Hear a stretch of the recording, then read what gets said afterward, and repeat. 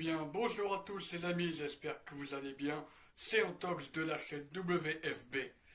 Ici on parle catch, ici on parle WWE. Et bienvenue pour ce nouveau top 10. Cette fois on va s'intéresser au top 10 des catcheurs de NXT. Du coup, les amis, pour commencer le top 10, je vais être honnête avec vous, je vais pas faire pas un mais deux tops en réalité par rapport à NXT. Je vais commencer par les femmes. En fait, je vais faire après, par rapport aux femmes, le problème c'est que il n'y a pas tellement une grosse division du côté des femmes. C'est un peu compliqué de faire un top 10 par rapport à l'année 2021. Pour être honnête avec vous, mais je vais essayer d'en faire un quand même.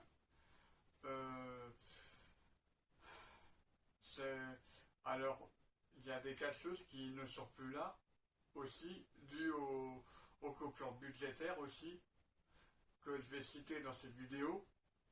Voilà, je tenais à vous prévenir par rapport à ça. Et je vais un peu tricher en mettant une équipe qui est d'arrivée. Alors, par rapport aux femmes, numéro 10, j'ai envie de mettre une équipe Toxic Attraction. Elles sont fraîchement arrivées au roster de NXT. Et j'ai envie de la mettre en 10e position pour une raison simple. Cette équipe elle forme un clan solide avec Mandy Rose. Et elles sont les actuelles championnes par équipe, ce qui n'est pas rien. C'est pas n'importe quoi. Franchement, franchement, si elles sont bien construites, elles peuvent, pourquoi pas, me redonner envie de regarder NXT. Je n'ai regardé que les takeovers, pour être honnête avec vous, et quelques matchs, genre Halloween Havoc ou des matchs comme ça, ou les Super Tuesday, j'ai regardé que ça. Et 2-3 matchs de NXT, où les matchs de titre étaient en jeu, mais sinon, voilà, je ne peux pas juger. Pour moi, elle mérite, la 10e position par rapport au fait que ça soit un clan solide qui protège Mandy Rose en fait. Mandy Rose qui, spoiler alerte, sera beaucoup plus haut dans le classement. Voilà. 9e position, les amis, j'ai envie de mettre l'actuelle championne de NXT UK, Meiko Satomura. Je ne sais pas comment ça se prononce exactement. Alors, elle a un règne assez particulier. Elle a battu Davenport, elle a battu Amal, notre française. Elle a détrôné Kay Ray. Et c'est tout ce que j'ai à dire par rapport à Meiko. Après, le problème, c'est qu'elles l'ont vite construit. Ils n'ont pas eu le temps de créer ce personnage. C'est ça que je reproche à NXT UK par rapport à ça. Voilà, c'est la seule reproche par rapport à NXT UK que j'ai à faire. Ensuite, j'ai envie de mettre en numéro 8 Cora Jade. Même si elle est arrivée lors de NXT 2.0, quand Vince McMahon a fait son changement, Cora Jade, je l'ai vite remarqué, et franchement, elle a un potentiel de fou. C'est moi qui vous le dis. Elle a un potentiel de malade mental, Cora Jade. Je la mets dans le top 7 parce que sur le ring, elle est très propre. Elle fait pas de botch. Franchement, juste pour ce main ring, je le mets en numéro 7. Franchement, c'est mon coup de cœur actuellement dans les nouvelles rookies de cette nouvelle NXT. C'est l'un de mes coups de cœur, Cora Jade. Tout comme Ivy Niles, mais je la mets pas dans le top 10 Ivy Niles parce que pour moi, Ivy Niles par rapport à Cora Jade, c'est trop tôt pour juger en fait. Elles ne sont pas arrivées en même temps. Voilà. Et elles se portent bien, Ivy Niles, avec les Diamonds de Roderick Strong, les Blue Diamonds. Mais sinon, Cora Jade, je la mets en 7e position. Et puis elle a fait un très beau War Games aussi. Elle a fait un très beau War Games. faut pas l'oublier ça. Le fait que je la mette en 8e position et non en 7e comme je viens de le dire. En 7e, justement, j'ai envie de mettre Francky Monet. Alors, j'ai pas eu. Alors, c'est une bonne catcheuse, il n'y a pas de souci là-dessus. Le problème, c'est qu'elle s'est. Franchement, je trouve ça dommage que Vince McMahon l'ait virée par rapport à son âge. Je pense qu'elle aurait apporté en 2022 Francky Monet. Elle a été une très bonne adversaire à Raquel Gonzalez, ça on peut pas le nier. Elle a fait. Franchement, c'est l'une. Francky Monet, c'est l'une des raisons que Raquel Gonzalez soit haut dans mon propre classement. Je vais être honnête avec vous. Mais aussi, euh, malgré son grand âge, elle a quoi, 38 ans, elle a réussi à mettre en avant des jeunes catcheuses comme Ember Moon, comme Cora Jade, comme Dakota Kai, des catcheuses comme ça. Et je tire mon chapeau par rapport à ça en fait. Et en 6e position, attendez,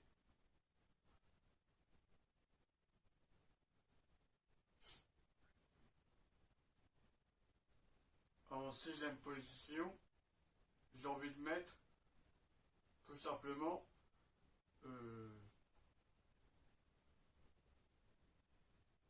je sais pas, je sais pas qui mettre en 6e parce que j'ai envie de mettre Joe Stark. J'hésite entre. Ouais, je vais mettre Joe Stark. On l'a découvert euh, fin 2020, début 2021. Elle s'en tire plutôt bien. Elle s'en tire plutôt bien. Joe Stark. Elle s'est bien adaptée dans la division féminine. Elle a remporté avec Yoshirai les titres par équipe avant de se faire voler par Toxic Attraction. Au un moment, il y avait une mésentente entre les deux, entre Yoshirai et Joe Stark. Mais au final, Joe Stark, bah, c'est une bonne catcheuse, tout comme Cora Jade, c'est une catcheuse à surveiller. Pour ma part, c'est mon avis.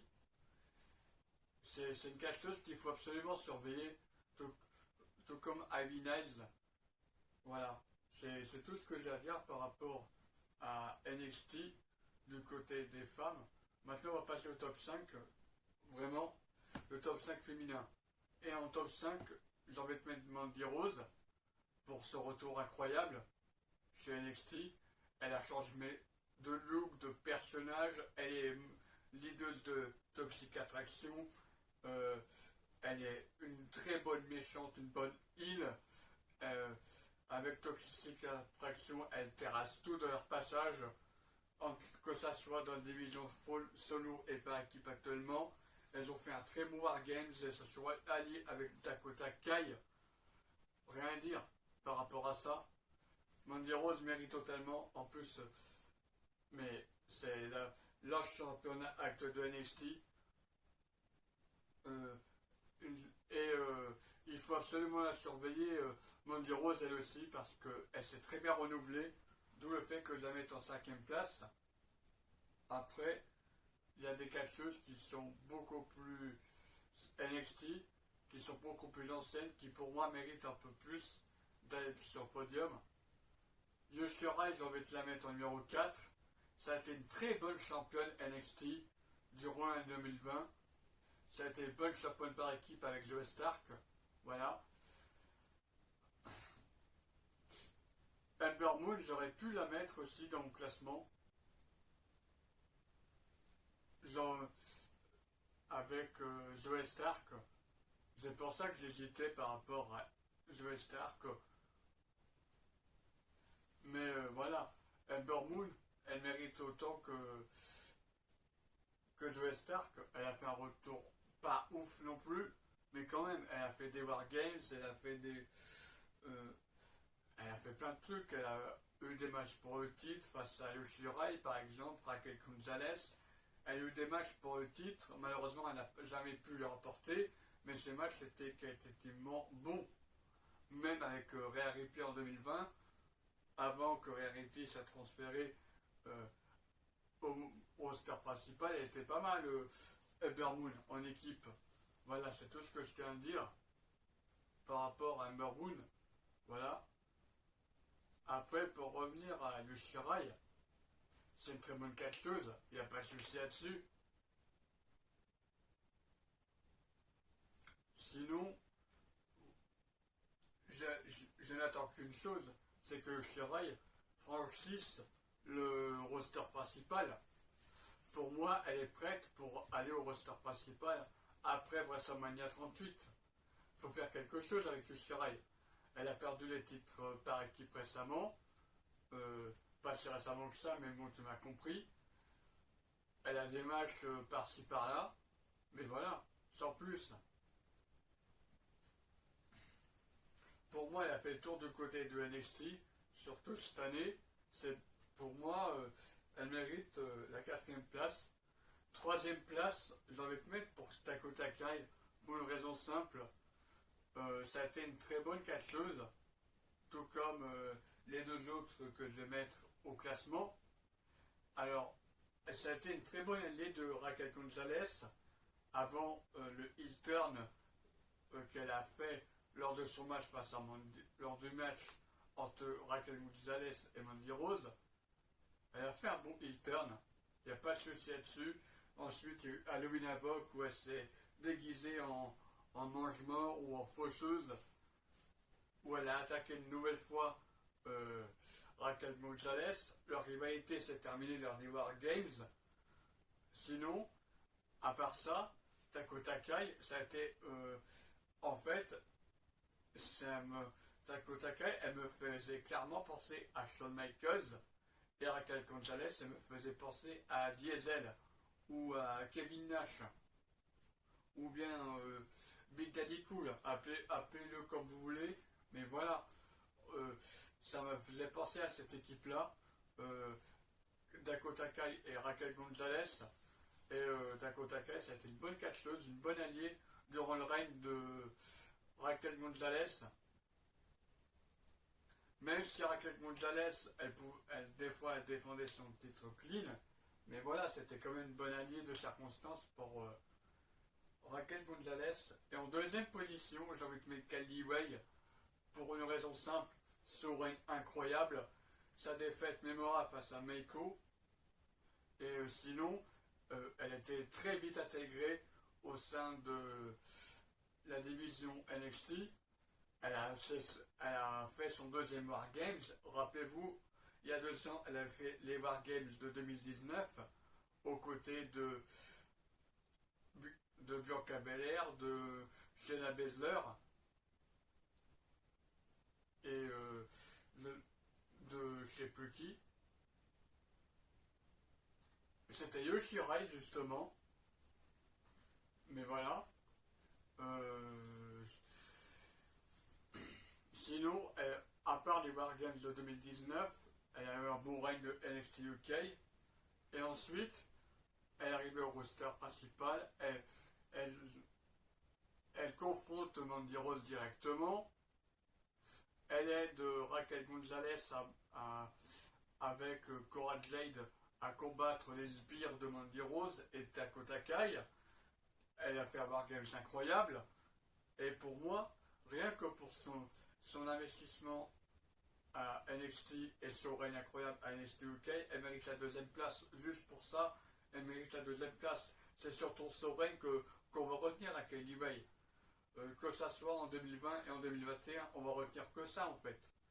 Et ses débuts incroyables à NXT, ok, elle n'a pas remporté le titre NXT, mais quelque chose me dit qu'il faut la surveiller en 2022, Kylie Ray est capable de prendre le titre à Mandy Rose.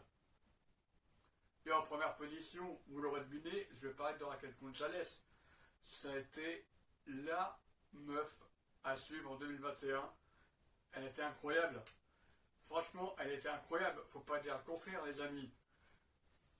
Raquel Gonzalez, c'était un monstre. Vraiment. Raquel Gonzalez, elle a tout flingué. Elle a détruit toute la division elle toute seule. Elle a battu les Dakota Kai, justement. Elle a battu Frankie Monet, Ember Moon, Io Shirai, Rhea Ripley. juste avant qu'elle aille au roster principal. Elle a battu Joe Stark, il me semble. Elle a affronté Tony Storm aussi. Enfin, elle a affronté pas mal de catcheuses intéressantes. Raquel Gonzalez. Elle a eu un règne solide jusqu'à sa défaite face à Mandy Rose. Et elle a fait un bon War Games. Et voilà, elle termine bien son année 2022 avec les War Games. Et voilà, c'est tout ce qu'il y a à dire par rapport à Raquel Gonzalez. On peut retenir son règne incroyable. Voilà, c'est tout ce que j'ai à dire. Elle a porté la division NXT sur ses épaules jusqu'à l'arrivée de NXT 2.0. Mais sinon, globalement, elle a porté NXT sur ses épaules, que ça soit durant 2020 avec son alliance avec Dakota Kai et son règne de championne durant la WrestleMania Week jusqu'à Halloween Havoc. Voilà les amis, c'était tout pour la division féminine. Maintenant, je vais m'intéresser à la division masculine.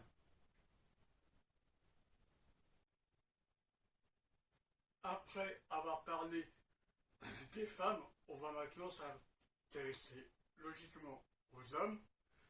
Les amis, voici le top 10 des catcheurs de la WWE à NXT, des rookies de NXT, du côté des hommes cette fois.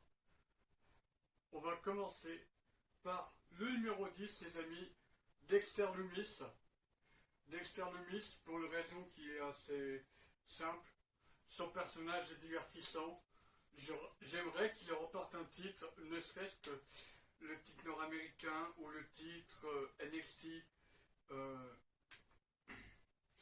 En tout cas, une chose est sûre, le titre nord-américain et le titre Cruiserweight seront réunis, puisque de toute façon les titres Cruiserweight ne sont plus respectés parce que Roderick Strong a affronté un poids moyen, Joe Gacy, un poids lourd Joe Gacy, il y a quoi 30 kg d'écart, et puis aussi Carmelo Ace n'arrivait pas à remettre en valeur le titre nord-américain. Voilà. C'est tout ce que j'ai à dire par rapport à ça, par rapport à l'actu NXT. Et j'aurais bien aimé que Dexter Lumis remporte le titre nord-américain cette année, avant que ça soit réuni. J'espère que ça sera le cas en 2022, qui remportera un titre mineur, voire carrément le titre NXT, où j'aime bien la storyline avec Indy Hartwell. Indy Hartwell que j'aurais pu figurer dans le classement, mais bon, pour moi, il faut surtout attendre 2022 et il ne faut pas compter sur Candice LeRae parce qu'apparemment elle serait comme Gargano, c'est-à-dire pousser gentiment vers la sortie parce qu'elle est en fin de contrat. Elle va suivre son mari, Johnny Gargano. D'ailleurs, en parlant de Johnny Gargano, je le mets seulement en 9ème place pour une raison simple. En soi, il est très bon sur le ring, il n'y a pas de souci là-dessus. Après, j'ai pas aimé son utilisation. Ok, il a mis en avant les jeunes, il n'y a pas de souci là-dessus. Mais j'aurais bien aimé qu'il remporte au moins un titre par équipe avec Austin Theory lorsqu'il formait The Way avec Indy Hartwell et Candice LeRae. J'aurais bien aimé qu'il remporte au moins un titre par équipe pour rendre crédible à minimum Austin Theory. En soi, son personnage Arrow en ce moment est intéressant, surtout la storyline avec Vince McMahon. Je me fais pas de soucis pour Austin Theory, mais Johnny Gargano, pour moi, il aurait pu mieux faire. Après, ça s'est bien terminé lors de la rivalité pour les War Games, ça s'est plutôt bien terminé, même si c'était son dernier match à Johnny Gargano. Ça s'est bien terminé son dernier run. Voilà. Grissom Grimes, alors, j'avais du mal avec son personnage en 2019, en 2020, et ça a été clairement la révélation du Covid, vraiment, de cette ère du Thunderdome, et ensuite, avec le retour du public, mais il a fait une rivalité avec LA Knight. Je dis pas qu'elle est incroyable sa rivalité, surtout à Union House, c'est là où il s'est révélé.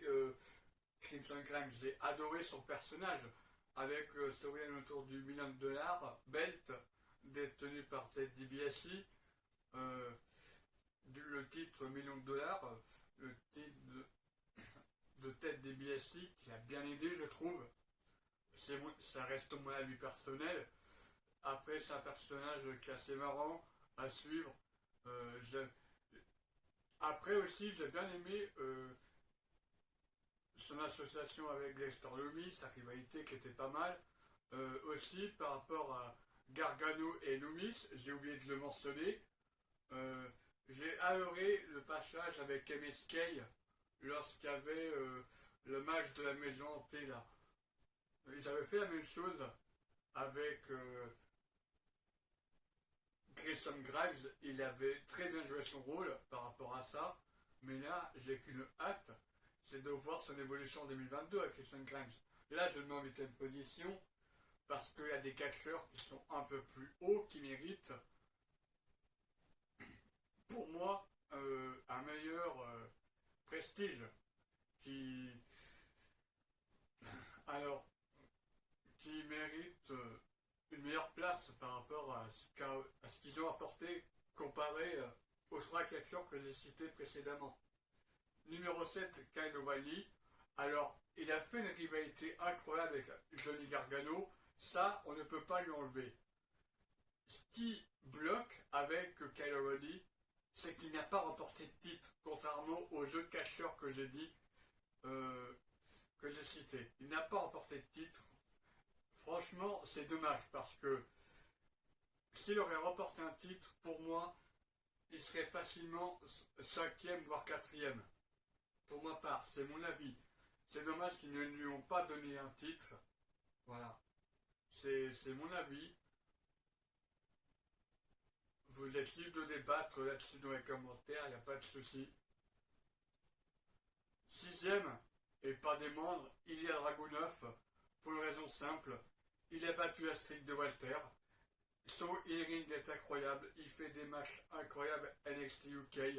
Ce mec est un monstre. Il a fait un match mémorable contre Walter à TakeOver 36 où il remporte son titre. Un an auparavant, il a fait un match dans une salle vide à 5 étoiles. Un match stiff. Franchement, incroyable. Incroyable.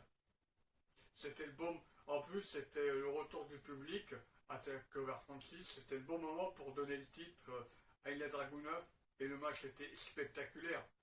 Vraiment, j'en parlerai dans la vidéo des top 10 des meilleurs matchs demain. Mais franchement, c'était incroyable. Vraiment. Sans déconner, ce match, c'était une dinguerie. Vraiment. Ce match, c'est une pure dinguerie. Ces matchs à NXT UK sont incroyables, mais surtout celui à TakeOver 36. Et pour le moment, il fait un bon début de règne au sein de NXT et NXT UK. Rien à dire là-dessus. Mais sinon, en plus, pour moi, il devrait aller à NXT au cas où il perd. Voilà. Et pour moi, j'en parlerai plus tard. Mais Walter, son avenir devrait être intéressant. 5e place, Finn Balor. Alors, Finn Balor, j'ai envie de te mettre en 5e place par rapport à ce qu'il a fait à NXT. Il est quand même champion NXT. Durant fin 2021 jusqu'à Stand and Deliver lors du match face à Karrion Kross. Après, tout le monde sait ce qui s'est passé. Il a perdu contre Samoa Joe. Karrion Kross, j'en parlerai juste après. Mais Finn Balor, il a fait un bon règne solide, même si c'est un petit règne. C'était un règne solide quand même. Il a battu des Adam Cole, des Johnny Gargano, des Kyle O'Reilly, il a fait une année 2020, on va pas dire incroyable, mais quand même. C'était un beau match. Il a fait des beaux runs à NXT entre 2019 jusqu'à octobre 2021, franchement, du premier épisode de AEW jusqu'à son arrivée au main roster, il a fait un run incroyable et il méritait le titre de NXT et c'était le bon moment de lui donner au mois de décembre jusqu'à Stand and Deliver. Il a fait un bon match face à Pete Dunne également. Ouais, rien à dire par rapport à Finn Balor. Il a fait un beau run en tant que champion NXT. Et ensuite, Karrion Kross. Alors, c'est un gros gâchis dans le main roster, on va pas se mentir. C'est un très gros gâchis, au même titre que Keith Lee. On va pas se mentir. Mais à NXT, c'était un monstre, Karrion Kross. En fait, ce qui me bloque pour Karrion Kross, c'est ce qui me met à la quatrième, ce qui m'empêche de le mettre plus haut, c'est sa blessure grave. Parce que il aurait eu un règne incroyable, j'en suis persuadé, s'il ne s'était pas blessé. Son deuxième règne est moins mémorable que le premier, pour ma part. En fait, le problème avec Karrion Kross, c'est que il n'a pas pu profiter de son premier règne. Et son premier run était incroyable, tout comme le deuxième, jusqu'à qu'il pique le titre à Finn Balor. Et après, jusqu'à sa défaite face à Samoa Joe, c'était un monstre, Karrion Kross. Son entrée était incroyable. Sky Bordeaux l'a beaucoup aidé. C'était une très bonne manageuse. Son personnage était énigmatique, mystérieux, terrifiant. C'était un monstre, Karrion Kross. Mais encore une fois, ce qui m'a bloqué, ce sont ses règnes, parce que premier règne, il est blessé. Deuxième règne, il n'est pas foufou. Mis à part Samoa Joe, tu ne retiens personne pour Karrion Kross. Mis à part sa victoire contre Finn Balor, qu'est-ce que tu retiens de Karrion Kross? Ok, il a battu lors de In Your House Thomas Ciampa, il a battu Kissy pour le titre, mais en fait tu retiens pas grand chose de Karrion Kross, c'est ça qui me tue, alors qu'il a un potentiel de fou. Et Vince McMahon, ce crétin de Vince McMahon, il n'y a pas d'autre mot pour le dire, il humilie Karrion Kross face à Jeff Hardy. Et en plus, il lui met une tenue dégueulasse de gladiateur de merde. Et en plus, il se permet de le licencier pour motif de licenciement, de coupure budgétaire. Franchement, c'est un gros gâchis. Vraiment, c'est un gros gâchis. Je le mets quand même en quatrième position parce que NXT, il avait un putain de charisme. Sur le ring, c'était un monstre. Son entrée était badass. Rien que pour ça, je le mets en quatrième position. Il pouvait rivaliser avec l'entrée de Aleister Black à NXT. Vraiment.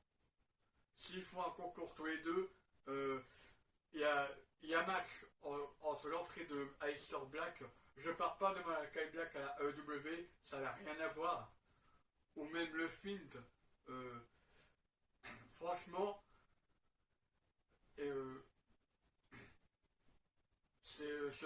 entre 2017 à 2021, ce sont les meilleures entrées, clairement, on va pas se mentir, au sein de NXT et du main roster, enfin voilà. Il y a vraiment un match entre Aleister Black et Karrion Kross. Troisième position, Adam Cole, pour une raison simple, sa storyline avec un certain Kyle O'Reilly. Ça a été un très bon heel. Il a été un bon heel. Sa trahison qui a sonné la fin de Undisputed Era, personne n'a vu venir. Il a fait un très bon travail en tant que heel. À un moment, il voulait viser le titre NXT, mais Samoa Joe lui a empêché. Franchement, c'était intéressant. Il y a eu. J'aurais bien aimé qu'il y ait un match entre Samoa Joe et Adam Cole. Vraiment. J'aurais bien aimé qu'il y ait au moins ce match. Après, on sait ce qui s'est passé. Il y a eu la rivalité entre Kyle O'Reilly et Adam Cole jusqu'au mois d'octobre, quasiment, ou au mois d'août, pardon. Après, bah, il est parti Adam Cole à NXT. Et après, tout le monde sait ce qui s'est passé. Bobby Fish a suivi pour cause de coupure budgétaire et Kyle O'Reilly en fin de contrat, Undisputed Era s'est refermé, pardon. Mais sinon, Adam Cole, je le mets en troisième position parce que c'était un très bon heel. Il a fait une très bonne storyline avec Kyle O'Reilly. Voilà, c'est Adam Cole, il a porté cette division, même en tant que champion NXT, euh, avant que Kissy le batte l'an passé. Franchement, pour tout ce qu'il a fait au sein de NXT, il a quand même été champion américain, il a été champion NXT, il a été un bon heel face à Kyle O'Reilly. Il s'en est pris à Roderick Strong, à Bobby Fish, il s'en est pris à tous les anciens membres, même à Finn Balor. Il s'en est pris à tous les top babyface de la compagnie.